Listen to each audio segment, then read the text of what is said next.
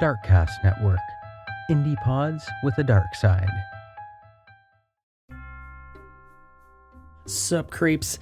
Today's episode features the return of Brenda of Horrifying History.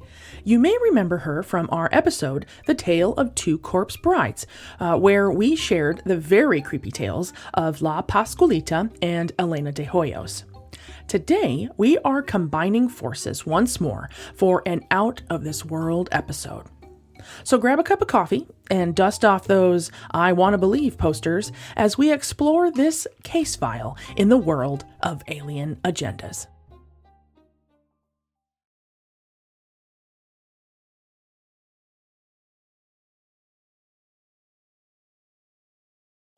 June 21st, 1947. Approximately 1400 hours.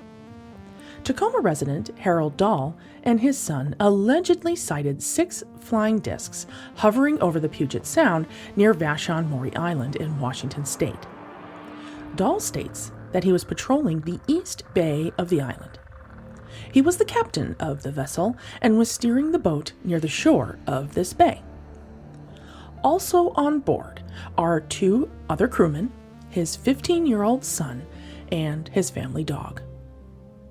Dahl looked up from the wheel of the boat to see 6 donut-shaped aircraft hovering above. The aerial crafts began to spew forth what seemed like thousands of newspapers from somewhere near its center. These newspaper-shaped items were actually a very light-colored metal that was falling to the bay below.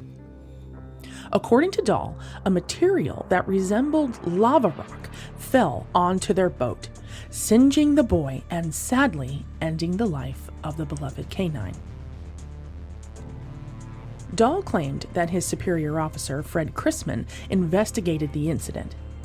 Dahl also claimed that he was later approached by a man in a dark suit, instructing him not to talk about the event further and attempted to frighten him. This interaction would turn out to be the first documented appearance of what we know now as the Men in Black.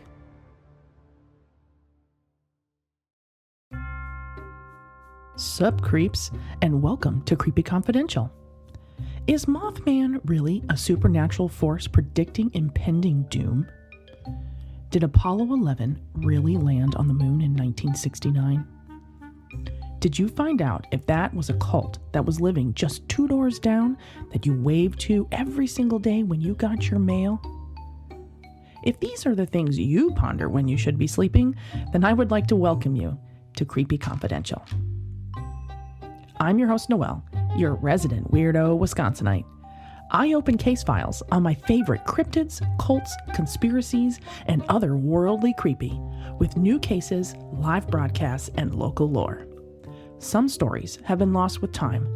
Others are perhaps still happening today in your local communities, right up under your very creepy noses. So get ready, creeps. It's Creepy Confidential.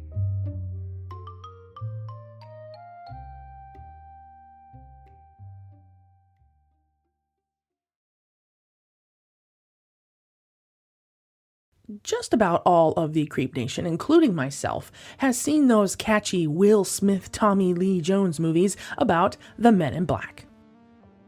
What would you do if I told you the Men in Black are real?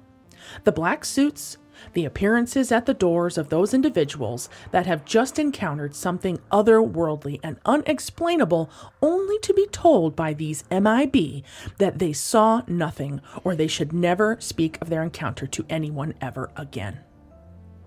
But where did the vision of the Men in Black come from? Are they real? Better yet, are they human?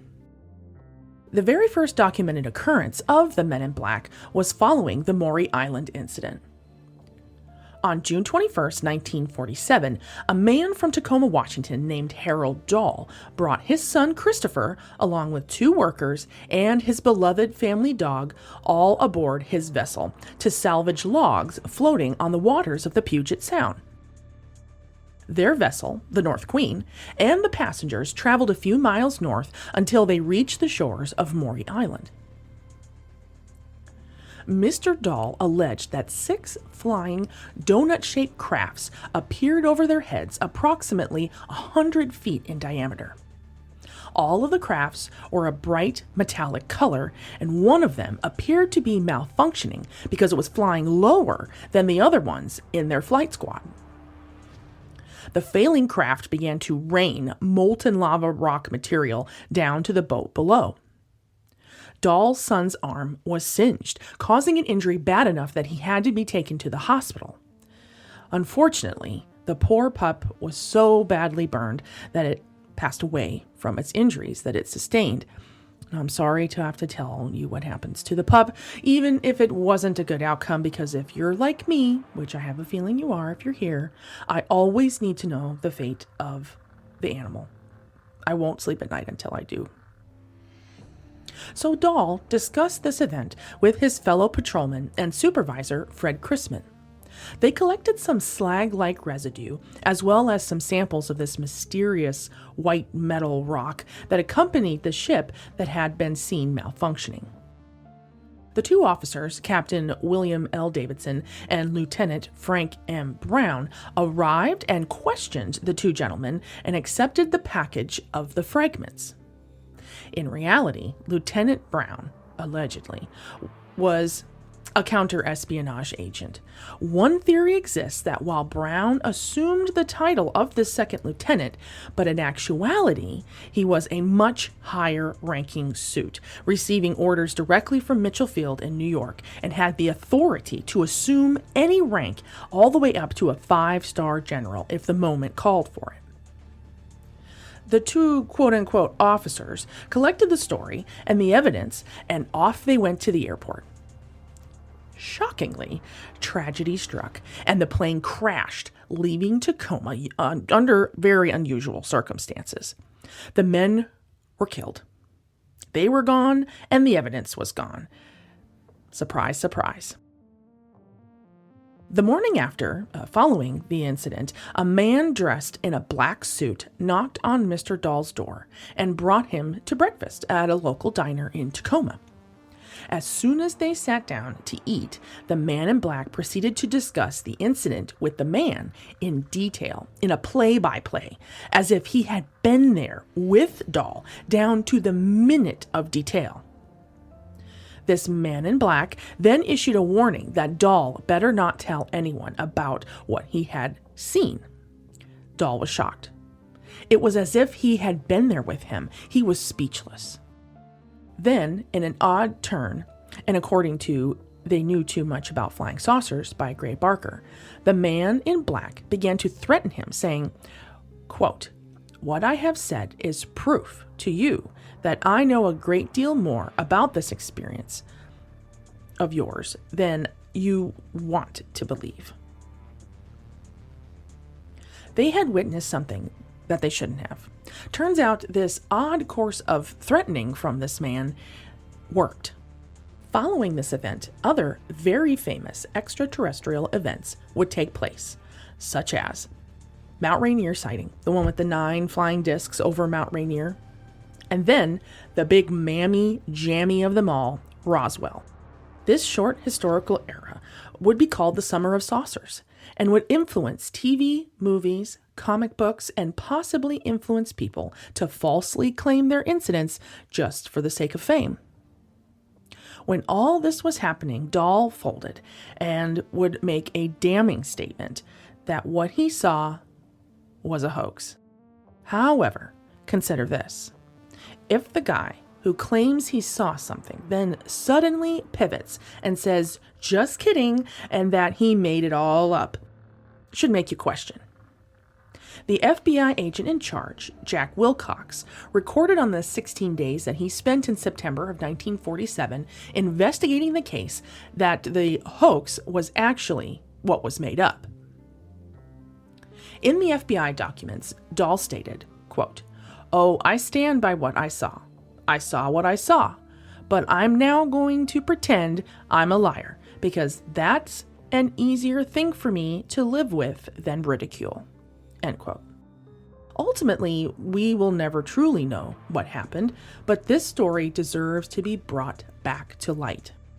In a redacted document from the same FBI agent, he goes on to tell J. Edgar Hoover, yes, the president, that Dahl did not admit it was a hoax.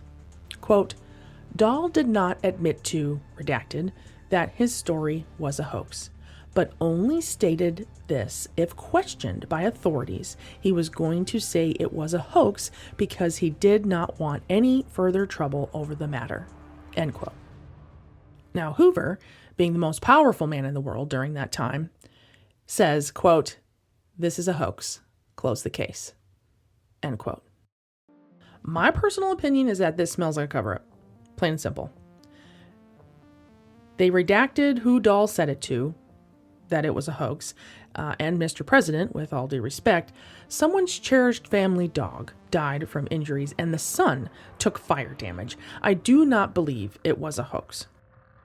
So now that we know the first time the MIB showed up, that was documented, let's talk a little about how they went mainstream. Before we got our MIB friends in the modern blockbuster film, we had a fantastic book. One of my favorites. This book has been used before for my research here at Creepy Confidential, and I'm sure it won't be the last because it is outstanding. I happen to have a vintage copy, of course. This one is, again, a beloved title.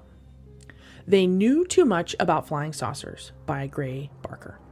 He's local to the area that I'm in Ohio. He's from West Virginia. Chapter 9 is exactly stated Maury Island, which was perfect because there was a whole chapter on it. This chapter is dedicated to the walkthrough of the Maury Island incident and subsequently the man in black trying to intimidate Mr. Dahl into not sharing what happened to him. This book has quite a few crucial alien encounters, including starting with the oh-so-famous Flatwoods Monster, and the back has a large index called Books About Flying Saucers. This book was responsible for the launch of the idea of the Men in Black into the world's mainstream UFO lore. This book also inspired a little show we know as The X-Files. The X-Files also feature these Men in Black. Within the episodes, of course, as Mulder and Scully are investigating cases, they are actually characters that show up. Mulder and Scully are not Men in Black. In 1990 and 1991, Lowell Cunningham would launch 6 issues, 3 and then 3, of a series called Men in Black with Aircel Comics. This series features the plot of the characters with Zed, J, K, and a neuralizer, but also paranormal cases in the comic books. They silence the poor people affected, though, by lethal force. So there's that. If these characters sound familiar, you would be correct. This comic book is where the 1997 movie got kind of the seeds to grow. The characters and even the neuralizer, however, the not killing humans because they saw an alien part, but that light-hearted change is really what helped people accept the idea of the possible real Men in Black. After that movie, the MIB were everywhere and have been ever since. People wear costumes on Halloween or even cosplay. We see them when you go down to Mothman, West Virginia, that whole area, because it's just rampant with this idea of aliens, Men in Black creatures. And not to get too far down the rabbit hole, but if I was the Men in Black, I would be thrilled about this mainstream idea because no more hiding. They can just move freely about the cabin we call Earth. To leave you creeps today, I give you this little tidbit. Some people that have had interactions with these Men in Black, and even in the movie, have something slightly different about them. Some of them have something slightly different about them. They still have suits, the glasses, the neuralizer, the hats, but sometimes something that made their appearance kind of slightly off. Skin texture, skin color, or facial features, maybe the way they blink their eyes. There's a chance that these Men in Black aren't always human. extraterrestrials showing up as the Men in Black to cover up extraterrestrial activity. Clever.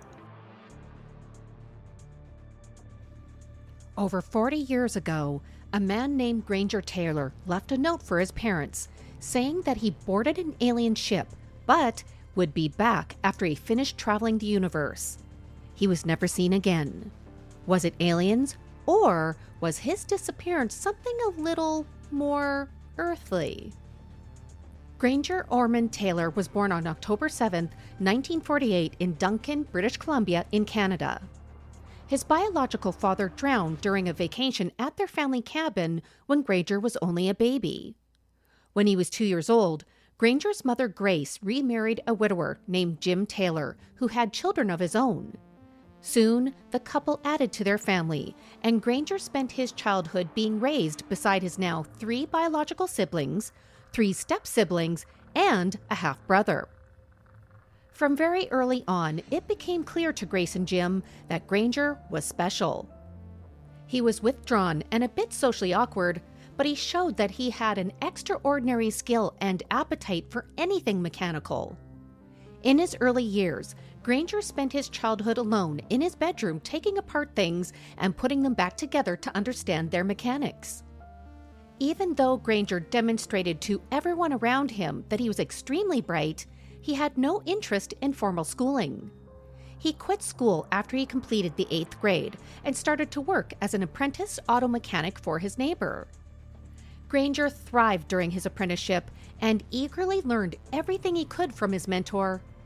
After 1 year of this, Granger believed that he learned everything he could in this apprenticeship and he wanted to strike out on his own. His parents allowed him to set up shop on their farm, and he started to build many unique and unconventional things that he would either sell to collectors or to the provincial government for large sums of money. At the age of 14, Granger built a single-cylinder automobile that is currently still on display at the Duncan, BC Forest Discovery Centre. Just 3 years later, he rebuilt an abandoned bulldozer that the local heavy-duty mechanics said was unsalvageable. By his early 20s, he decided to rebuild an abandoned steam train that he found rusting in the forest. 2 years later, he restored it to full working order, and he decided to build tracks for it through his parents' garden to take the local children for free rides. It was very clear to everyone that knew Granger that he found his calling. About 6 months after Granger moved all the pieces of the train to his parents' property, something quite strange happened. On New Year's Eve in 1969 at about 5 a.m., 4 nurses were working the night shift at the Cowichan District Hospital near Granger's home, and they saw something strange in the sky. It was a brightly lit flying saucer that was hovering silently just outside the hospital's windows. It was about 3 stories off the ground, and it just hovered. Doreen Kendall was the first nurse to see this unusual sight, and she claimed that she saw 2 humanoid pilots standing in this craft's cockpit behind a transparent window. Doreen was joined by several co-workers who watched this UFO hover and then drift off noisily behind a group of trees before it quickly flew away into the night sky. Throughout the night and during the next day, those living in and around Duncan reported seeing that same UFO flying throughout the region. For the months following this, aliens were the talk of the area. Now Granger, he heard all of this talk, and soon he caught the same UFO bug that everyone else had. After this event, Granger started to become obsessed with air travel. He earned his pilot's license and began to restore an unworkable World War II Kitty Hawk fighter plane, which he sold to a private collector for $20,000. By the late 1970s, Granger became bored with regular mechanics. He started to think about how he could create the same type of propulsion of a UFO. Now, even to this day, an engine has not been released that can maneuver like the alleged sightings of a UFO, and this excited Granger. He imagined himself building an engine that would allow for an aircraft to move in ways and at speeds that have never been seen before, and would take him to places that no human has ever gone before. Granger started by building himself a private office that would be the same size and shape of a UFO.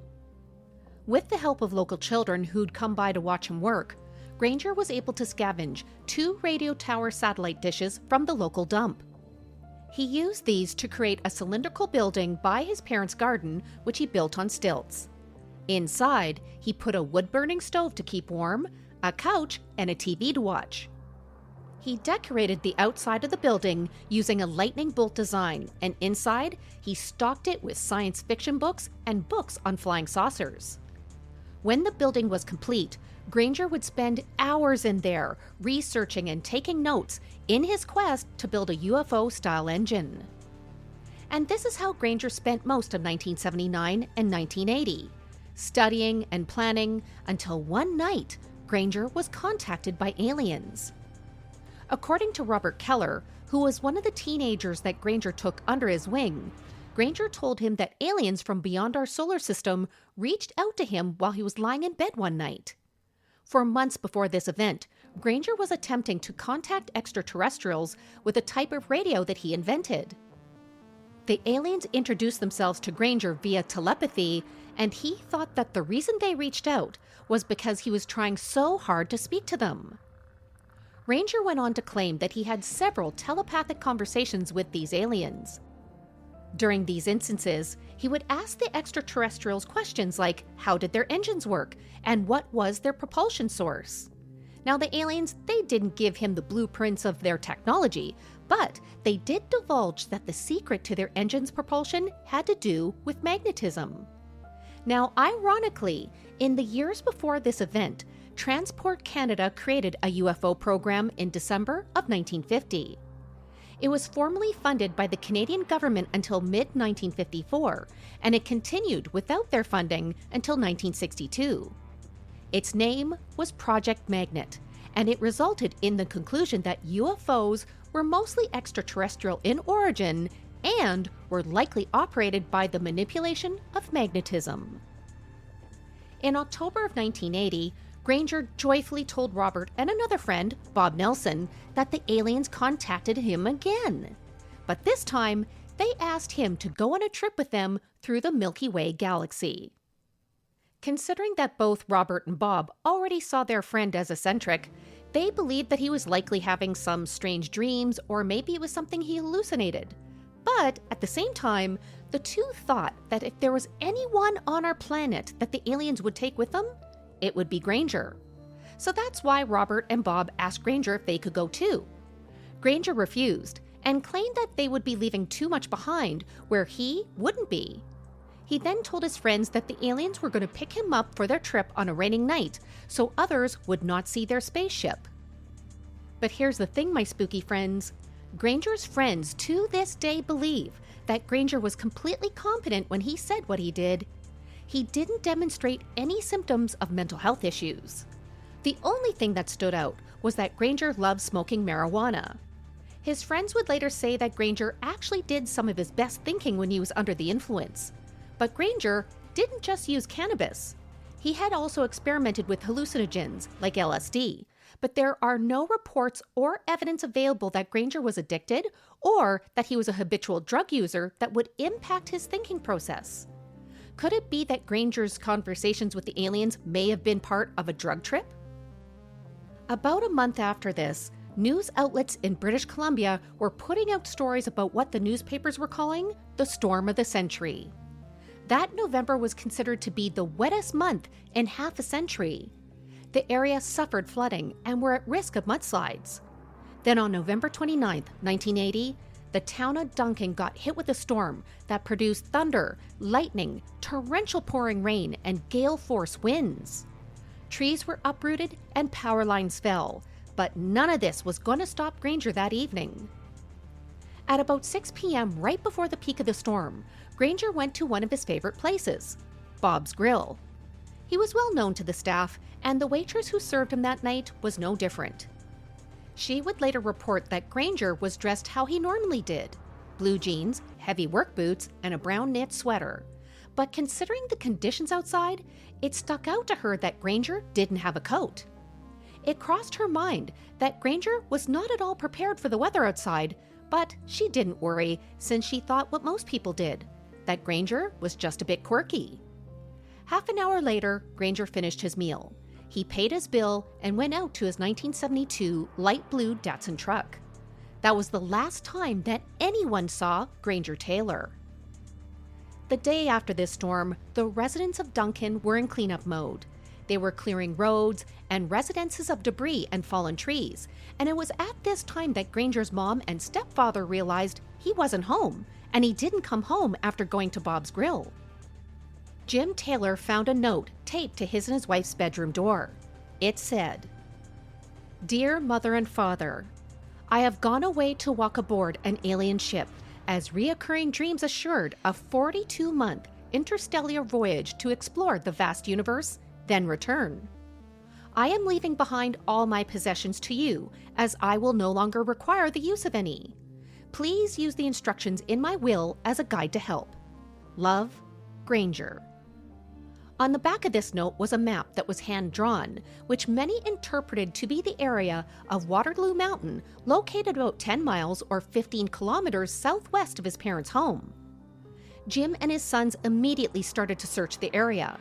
They called local hospitals and the places that Granger would haunt. They drove the local roads and searched the area of Waterloo Mountain to find nothing. No hint to where Granger or his truck went could be found. Jim and Granger's mom, Grace, decided to look at Granger's will, just like Granger asked them to in the note. This is when they discovered that the will was changed.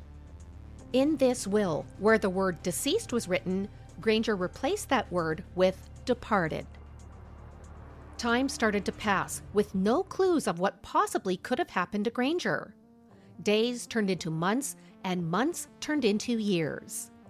When the date of Granger's return came on June 29, 1980, his mother and stepfather kept their back door unlocked, hoping that Granger would come home. On that same day, his stepbrother Douglas, who worked for the Canadian Coast Guard at that time, sat out for most of the night on deck of his patrol boat, searching the sky and hoping that Granger would come home. He never did.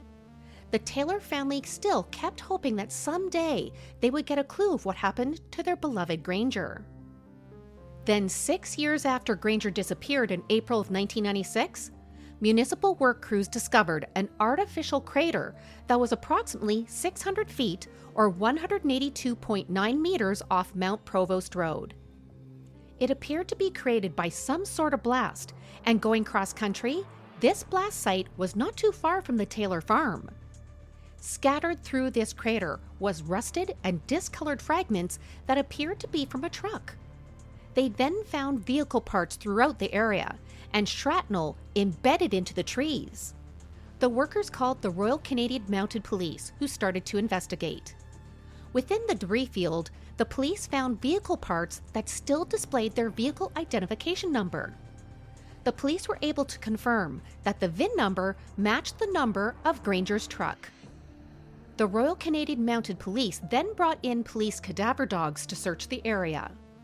They found remains of fractured human bones, with the largest being a humerus from a left arm. They also found clothing remains, and sadly, Granger's mom, Grace, was able to confirm that those bits of clothing were consistent with a shirt that she had made for her son. Many who knew Granger, as well as the police and some family members, believes that the remains that were discovered belonged to Granger. Due to DNA profiling was only starting at this time, it was not available to the police for this case. This is why no DNA profile was completed on the remains, and it was never able to be confirmed that Granger had actually passed away. Even so, the police closed the case on Granger's disappearance and declared him deceased, with his cause of death being labeled as undetermined. This was because that if the remains did belong to Granger, there was no way he died in a natural way, and there's no proof that his death was a homicide. In addition to this, it is hard to believe that Granger decided to end his own life. After all, when individuals plan their end, it's extremely abnormal for them to blow themselves up, and specifically creating a blast of that magnitude. Granger did not have a history of depression or suicidal thoughts. Even the note that Granger left does not lead one to think that he was planning to end his own life.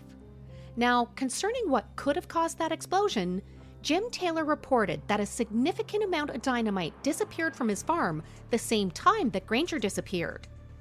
The Taylor family were licensed to use and store explosives on their property. It was being used to clear stumps on their land, and Granger was extremely familiar and competent concerning the use and the engineering behind explosive demolition. That is why so many people have a hard time to believe that Granger would choose this method to end his own life.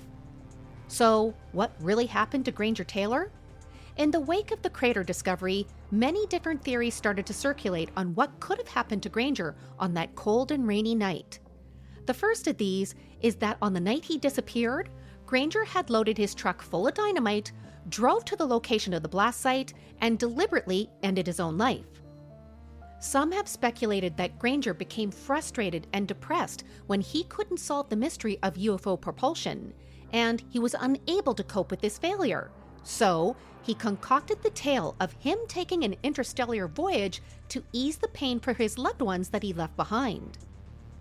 But to those who were close to Granger, this theory makes no sense at all.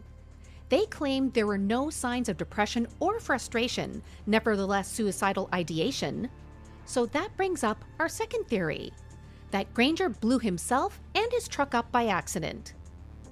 Some believe that Granger decided to bring the dynamite with him that night as a way to try to signal the aliens where he was, or to somehow help facilitate his journey to outer space. As he did, the explosives detonated early, taking Granger's life. So, how would this be possible? Dynamite is made of nitroglycerin, sorbents to absorb or adsorb liquids or gases, and stabilizers. The maximum shelf life of a nitroglycerin-based dynamite is 1 year from the date of manufacture under ideal storage conditions. But regardless of the sorbent used, eventually sticks of dynamite will start to weep nitroglycerin, which can pool in the area where the dynamite is stored. This will cause crystals to form on the outside of the sticks, resulting in them becoming even more sensitive to movement or temperature. And when I say sensitive, I mean if the material is even slightly jarred, the chemicals inside become unstable. This can lead to it detonating. In addition to this, dynamite that gets wet can cause the nitroglycerin to leak further. Could it be that Granger took older dynamite that exceeded its shelf life and it weeped into its container? Could the heavy rains of that month made that dynamite wet and caused the nitroglycerin to leak further? Then, on that very damp and raining night, the dynamite was jarred, which would cause it to ignite? Well, then there's another theory, that Granger Taylor had an undiagnosed and untreated mental health condition. As we mentioned earlier, Granger told his friends that he was being communicated with telepathically. But was it aliens? There are many reasons why a person can have the perception or sensation of hearing voices while awake when there's no one around. Some of these include former traumatic incidents causing a dissociative disorder, a result of an assault or abuse, a lack of sleep, or side effects from some medications. It also can happen with the use of some street drugs, when mourning somebody that you love, or it can be part of being in a dream state. But it also can occur when a person is suffering from schizophrenia. Considering Granger's case, what if Granger started to show symptoms of schizophrenia and the aliens he was speaking to was all in his head? This is something that we'll never know for sure, but if this is true, Granger's use of cannabis and hallucinogens did not help. Schizophrenia is a very complicated condition that involves many different factors like genetics, viruses, and chemical imbalances in the brain. But scientists are currently studying the role of drug use in patients with schizophrenia, and the results so far are quite interesting. In one study, it discovered that cannabis is one of the most commonly abused substances amongst individuals suffering from this condition. The one thing that both this disorder and cannabis has in common is psychosis. Studies have shown that when people use cannabis, they can have psychotic symptoms, and if you suffer from schizophrenia, this only gets worse. In fact, if you carry specific genes that affect brain chemistry, cannabis will only raise the chance that you will get this disorder. It also can cause schizophrenia to start much earlier than if there were no cannabis use. The same can be said for the hallucinogens that Granger's friends have said that he also used. LSD-induced hallucinations resemble the type of hallucinations experienced by schizophrenic patients. They also can cause panic, extreme anxiety, and drug-induced psychosis. But without a body to test, we will never know for sure if this is what was happening to Granger. But lastly, there is the theory that many who knew Granger hopes to be correct, that Granger Taylor was picked up by extraterrestrials on that dark and stormy night. Many hope that he's living his best life on an alien ship flying around outer space and learning from these evolved beings. Some believe that this couldn't possibly be true since Granger's date that he said he was going to return has long passed. But, you know my spooky friends, that may not be entirely true. According to Albert Einstein's theory of relativity, time is relative. For example, if a car is traveling at 60 miles an hour or 97 kilometers an hour, it will appear to a stationary observer to be going 120 miles an hour or 193 kilometers an hour by a driver going the opposite direction at the same speed. But this also impacts time. Depending on the observer's relative position within a gravitational field, that observer would experience time passing at a different rate than another observer. This is called time dilation, which is the slowing of time perceived by one observer dependent on their motion or position in a gravitational field. So for example, if you would travel on a spaceship at 95% the speed of light to go to a planet that is 9.5 light years away, that trip would take 10 years to a person on Earth. But to the crew on that ship, it would only take 3.12 years. So in other words, the 42 months that Granger said he'd be gone would actually be a lot longer for us on Earth than it was for Granger. Perhaps someday Granger will return from his voyage around the universe to find a very different world from the one he left. Thank you all for joining me for a collaboration episode with one of our favorite shows, Creepy Confidential. You can find both Horrifying History or Creepy Confidential on any major podcast provider.